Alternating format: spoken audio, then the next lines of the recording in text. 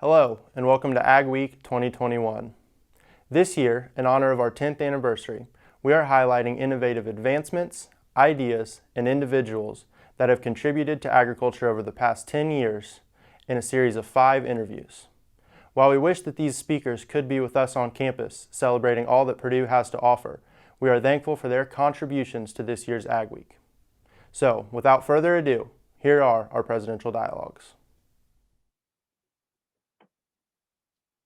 Good afternoon and welcome to Ag Week 2021. My name is Brad Berlet and I am a senior here at Purdue University studying agribusiness with a minor in crop science and animal science. And today we are bringing in Joe McGuire from Pure Green Farms. So welcome to Ag Week 2021. We're excited to have you here. Joe, will you give us just a little background about yourself and then also about Pure Green Farms? Sure. Yeah, my name is Joe McGuire. I'm the CEO of Pure Green Farms, and we are a startup hydroponic company here out of South Bend that grows primarily lettuce. And I am a 32-year veteran of the fresh produce industry, working in various places such as California, Florida, and many cities in between. Originally from New York, and now living here in South Bend, Indiana. Awesome. Um, so your company is producing a significant amount of leafy greens at a significantly lower carbon footprint. What innovations are helping you achieve that lower footprint?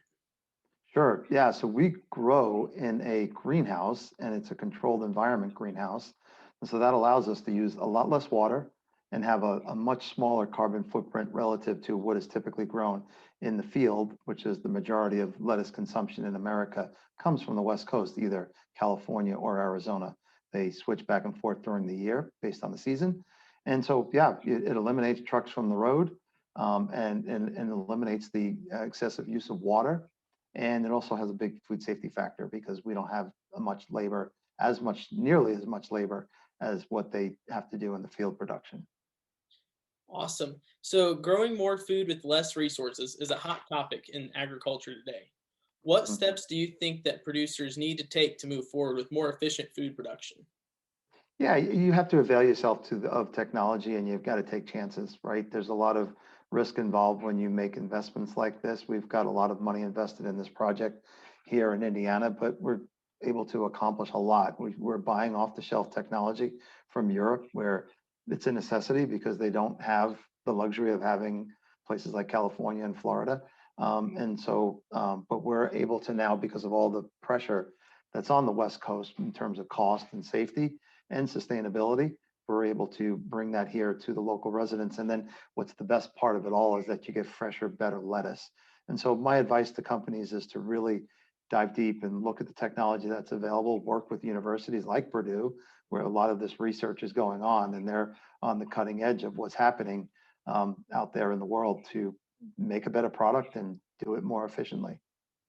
Perfect. So you had talked about how a lot of the production, standard production, is done on the West Coast.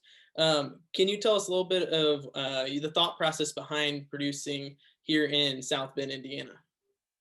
Yeah, so this was something that the investors who were the lead on the project had been studying for probably close to 4 years before they started to make a move. They picked South Bend, Indiana because of land availability and then also proximity to population. Those were the two of the big drivers, and also competitive, right? There are some of these projects that are going around in other parts of the country, and so there was availability here in the Midwest relative to competition. Okay. Do you think the hydroponics process that Pure Green Farms uses in their leafy green production can become a dominant growing practice? I do, yeah, and that's why these guys chose it. There's a lot of different models out there in the hydroponic space, and it's not just in growing hydroponically, but it's also the type of environment that you grow in. You can grow in a vertical, which is a lot of money has been invested in vertical growing, repurposing buildings and growing everything essentially indoors in a building without access to natural light. We think this is the best way to do it because you have access to natural light, and that allows you to, again, keep your carbon footprint and your expenses down significantly. Pure Green Farms mentions that their greens are grown wild, never touched by human hands.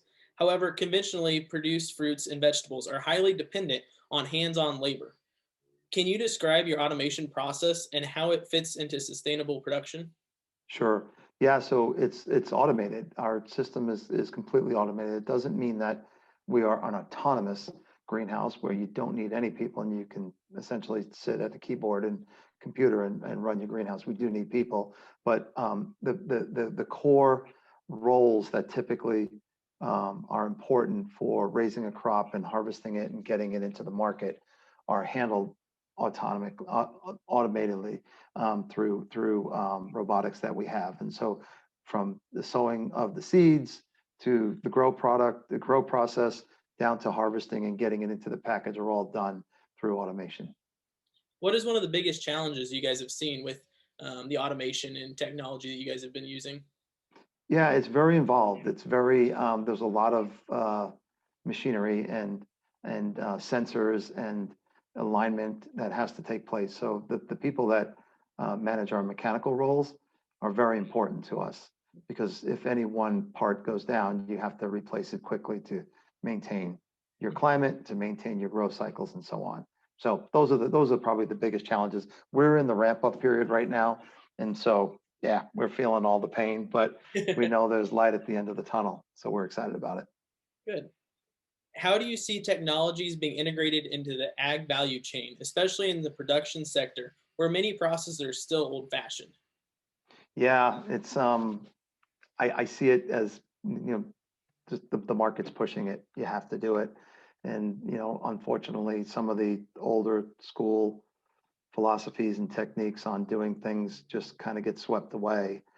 You hate to see that happen to people, but it's the market, and when the market's demanding something, that's what pushes it, and the technology is a big driver in it.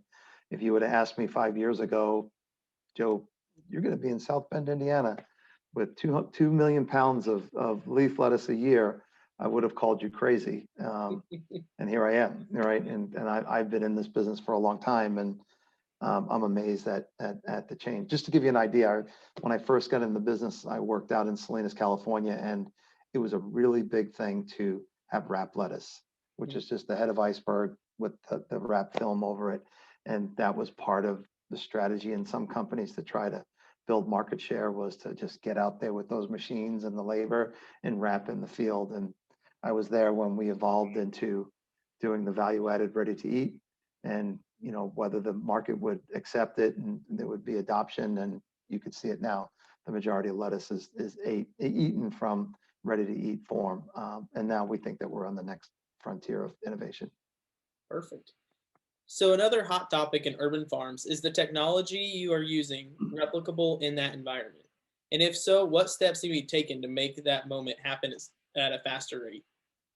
Yeah, I mean, this does not have replication for every commodity that's out there. It just doesn't have application for growing potatoes or onions. But there is other commodities that are coming down the pike. Lettuce is one of the newest ones. There's a really strong push to have indoor grown, hydroponically grown strawberries.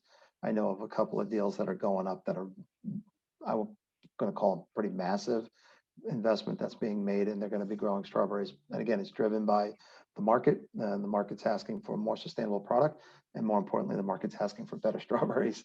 They may look beautiful, but they don't always taste beautiful. And so this new technology, they think, and we're watching it carefully, could produce better berries and at a reasonable cost so that you can make a profit.